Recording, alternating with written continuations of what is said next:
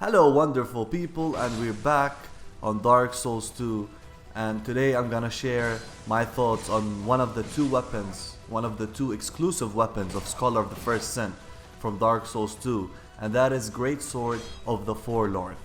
Let me start by saying that I never thought I'll enjoy Scholar of the First Sin, and actually, because I was playing on the PlayStation 3 and now I play on the PlayStation 4. So now there's it's 60 frames per second.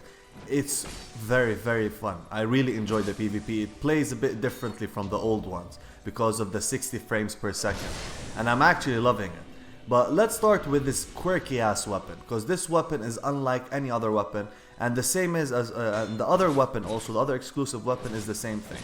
So Greatsword of the Forlorn actually scales with hollowing, and you can see the negative scaling when you're human, like a lot. And it's not lying, not like the Lost Sinner. It's not cryptic.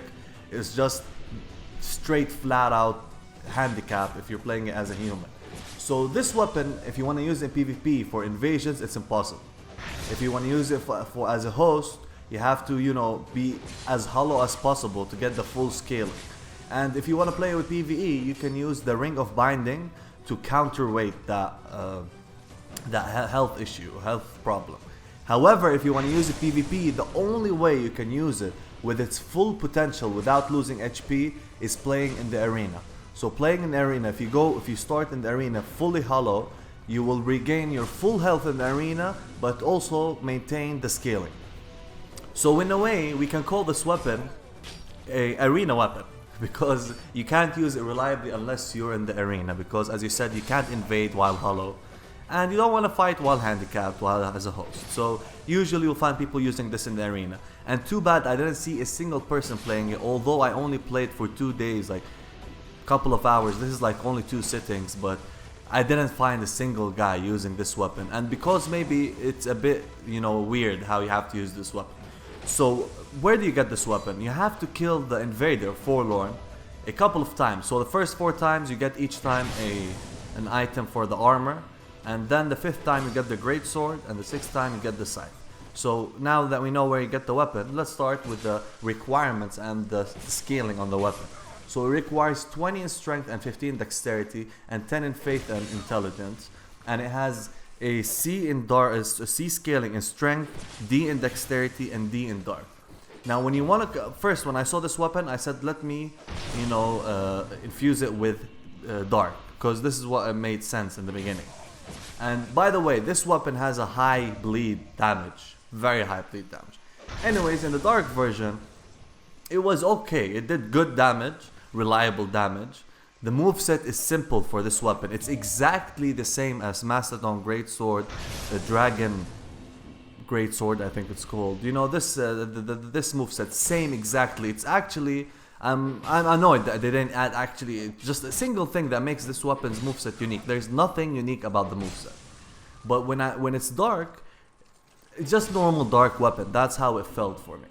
And then I realized when you infuse this badass with bleed, you actually get a buff in the base damage of the physical damage, and ever so slightly a decrease in the scaling. Like I lost 20 damage for physical damage on scaling, and you get a buff for dark damage and the scaling for dark damage. Don't ask me why. This is one of the weird weapons, the previous weapons where you infuse it and it just got a straight off buff, like the what's called the barb, for example, club. I think pre-patch it used to have that thing. So yeah, so doing a bleed is just flat out much better than the normal version.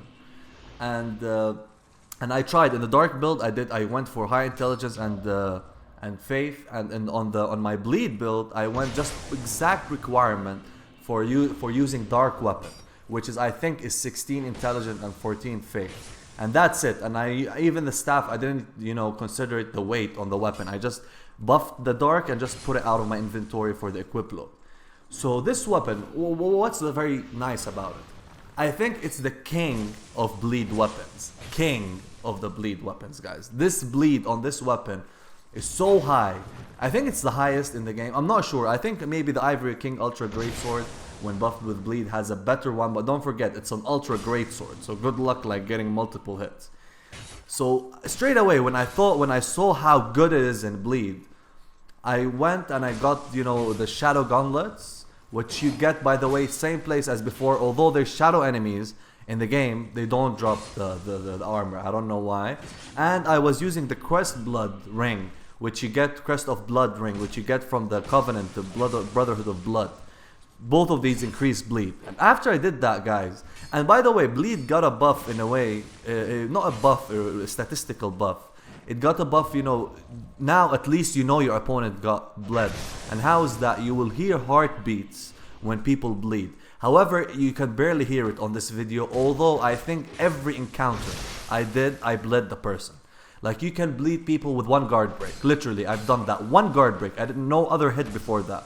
One bleed just from one backstab. This weapon, when it comes to bleed and retaining the physical damage and a lot of damage, I think this weapon is best, even better than the Ashen Sword, Ashen Warrior Sword, I think, one from the DLC. Because this bleed is so integrated with the weapon, you don't even have to think about bleed. It just bleeds everyone, like 2-3 hits. And I messaged a couple of people and they said it activates like extremely fast. One hit is more than half of the bar, you know. And I think every repost I've done was a, you know, instant bleed. So the bleed stacks with actual damage. So you do enormous damage and they will be handicapped from the bleed. So it was actually extremely fun to see a very, very reliable bleed weapon for the first time. Like, even without using, you know, the bleed buff items, it's still very good bleed for any weapon. And in terms of damage, just damage is still very reliable weapon. I like the damage. Even when you have great magic barrier, when your opponent has great magic barrier, it still can dish out a lot of damage. But what I found out to work great with this weapon is to put another fast bleed weapon. And in my case, you know, I just found in my inventory, I took the bandit knife because it has very bleed damage, and without buffing it bleed. I just want a fast weapon because every time you hit with the fast weapon on your left hand, it boosts the speed of hitting with your greatsword. Like always, this was the case before, but so you can do a lot of, you know, more attacks and strategic and tactical moves when using another weapon, definitely, especially with a fast weapon like the bandit knife. And bleeding people is a piece of cake, guys. I never thought it would be that easy to bleed people. Bleed is just integrated, and now there is lacerating arrows in the game. I found like 40 just in Huntman scopes, and I found the original ones in the camp. I don't know if there's more, but you'll have like 50 something. Although I didn't use them, I maybe used it a couple of times when I just took the bow for just ending my opponent. But you can also integrate that with the weapon, which is great. And mentioning all the things I mentioned, I think this weapon looks the best greatsword in the game. For me, it looks badass because maybe it's buff dark now. You won't see the actual weapon, but this weapon looks glorious. Like, why did they do that thing about the hollowing mechanic? I know it's for lore reasons, but they just destroyed the best looking greatsword for them because many people won't be using it. I used it PvE and it's still good. I can actually, even PvE, the bleed damage is significant. As I said, bleed on this weapon is superb, guys. So there's nothing else to add about this weapon. I hope you try it yourself. Tell me what you think about it. Tell me if I missed something, something I didn't mention about the weapon. But before we finish up, I really want to do event 3 versus 3 on Scholar of the First Sin on PlayStation 4. And if you have something to add, like how we can go towards that goal, where we can play and do this event, please mention in the comments because it's extremely cool playing 3 versus 3. And actually doing co-op, having 4 people is also very fun. So please put in the comments what you think about where we should meet and all that. And thanks a lot for watching, guys, and I'll see you on my next video. Bye bye.